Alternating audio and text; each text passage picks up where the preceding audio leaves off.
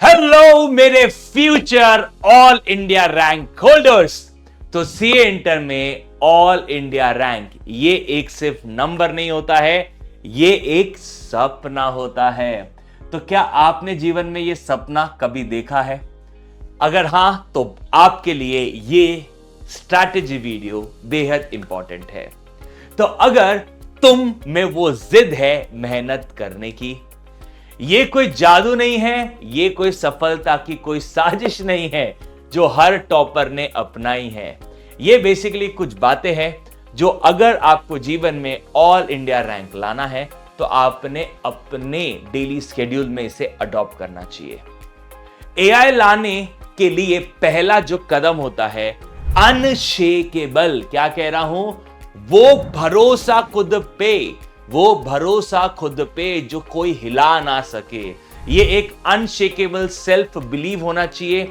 जब तक खुद पर विश्वास नहीं करोगे, दुनिया की कोई स्ट्रैटेजी, कोई फैकल्टी आपकी मदद नहीं कर सकता।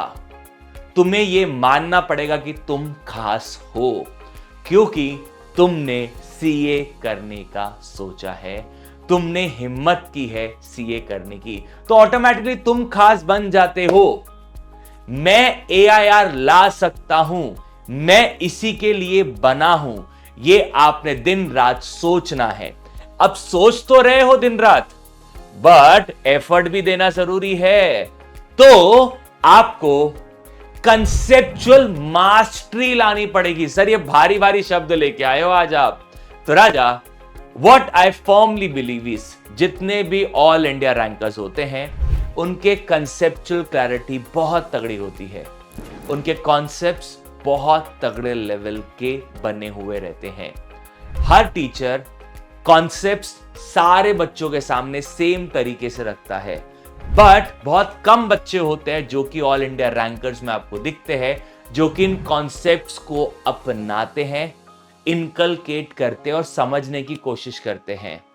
एज ऑल इंडिया रैंकर आपने बोथ ग्रुप देना चाहिए एंड आपके अटेम्प्ट के एटलीस्ट 2.5 से 3 महीने पहले आपका सिलेबस पूरा कंप्लीट होना चाहिए एंड आपने साथ में सिलेबस के साथ में ही ये प्लान करना चाहिए कि बॉस आज मैं पढ़ रहा हूं अपने टीचर के साथ, बट कभी ना कभी मुझे रिवीजन करना है, तो रिवीजन करते वक्त मैं क्या रिवाइज करूंगा ये आज से ही प्लान होना चाहिए। ठीक है राजा। अब अगर हम बात करते हैं कि यार कॉन्सेप्ट्स क्या होते हैं, मतलब एक एग्जांपल दो सर, कॉन्सेप्ट्स क्या होते हैं।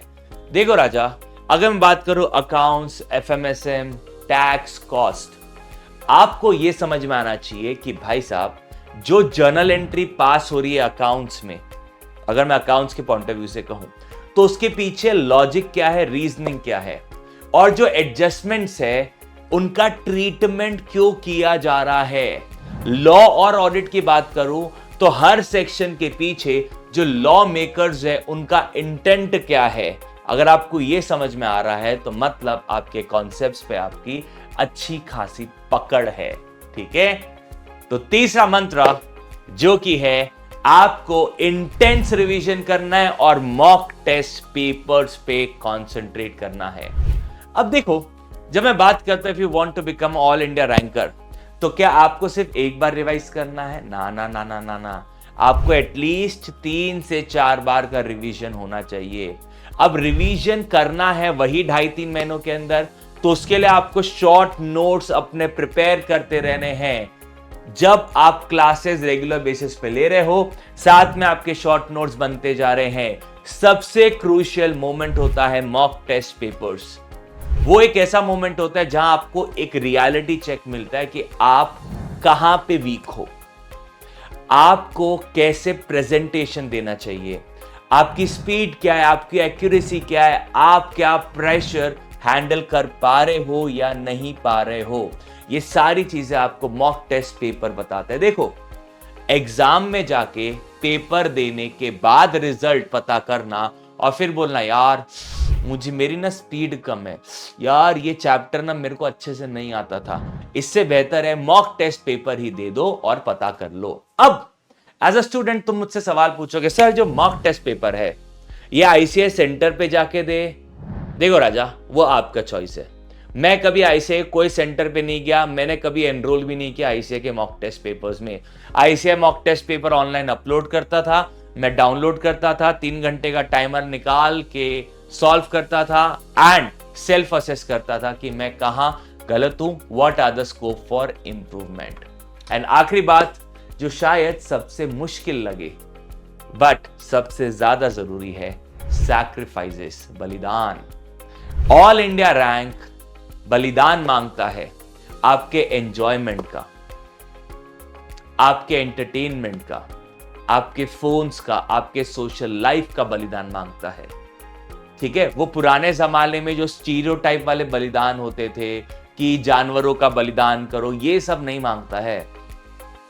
Simple sacrifices are phone, entertainment, your luxury, your social life, your Instagram, your WhatsApp, ये सारी चीजों का बलिदान है।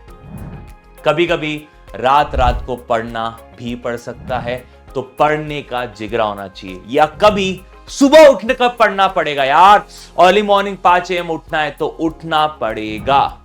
ये एक ऐसा वक्त होता है जहां आपको अपना मेंटल फ्रस्ट्रेशन बाजू में रखना है और आपको अल्टीमेटली गोल की तरफ ध्यान देना है, that is all India rank. अपनी फैमिली के पर्सपेक्टिव से सोचो कि उन्होंने कितना सैक्रिफाइस किए हैं ताकि आप पढ़ सको। तो आपको सिर्फ इतने से ही सैक्रिफाइस करने हैं जीवन में एक ऑल इंडिया रैंकर बनने के लिए। आई बिलीव सो ये कुछ छोटे छोटे पॉइंटर्स है जो अगर आप अप्लाई करोगे तो बट ऑब्वियस आप उस जर्नी में जाओगे। देखो, सीए इंटर पास होने की जर्नी अभी नहीं हो रही है, बात हो रही है एक ऐसे रैंक की जो आप लाना चाहते हो। तो मेरे प्यारे राजाओ, तुम्हारे अंदर वो पोटेंशियल है, बस उसे पहचानो, उस पर काम करो, अपने आप पे विश्वास रखो और हर दिन अपना 100% दो। इस बार सिर्फ तुम्हें पास नहीं होना है, तुम्हें सी इंटर में ऑल इंडिया रैंक लाना है। हर कदम पर, हर समय पर तुम्हें खुद पे सेल्फ बिलीव रखना है। तो उठो, तैयारी करो और अपनी कहानी खुद लिखो। सीए बनोगे तो ही तो राजा बात बनेगी ना। तो dream big, dream big, big big नहीं, big, dream big, work smart, get all India ranker and make a history for yourself. So that's all for this session, Raja. Love you all. Bye. Take care. Ta-da.